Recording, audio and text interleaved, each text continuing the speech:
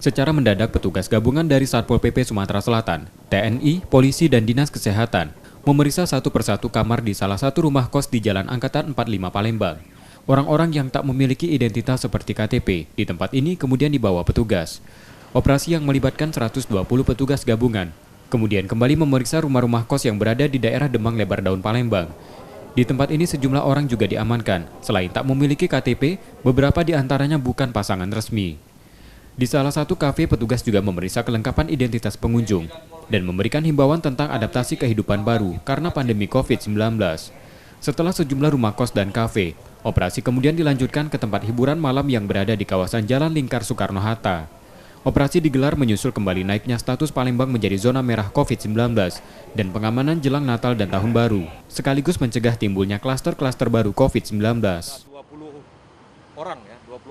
Ya, jadi ini tempiring, tapi kita mengedepankan edukasi secara pembinaan untuk efek jerak. Ya, dengan harapan tentunya kesalahan-kesalahan ini dapat mereka jadikan pelajaran, dan tentunya kita mengharapkan masyarakat Kota Palembang tertib aturan, ya, tertib melaksanakan protokol kesehatan. Bagaimana harapan kami tadi? Sekali lagi, aktivitas masyarakat silakan untuk dijalankan, ya, tentunya dengan melaksanakan dan menerapkan protokol kesehatan COVID-19.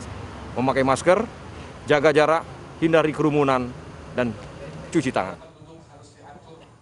Razia tersebut dilanjutkan ke kawasan perbatasan Palembang dan Kabupaten Banyuasin. Sekitar 20 orang diamankan dalam operasi tersebut. Razia serupa akan terus dilakukan petugas gabungan hingga awal Januari 2021 mendatang. Tim Liputan, Kompas TV, Palembang.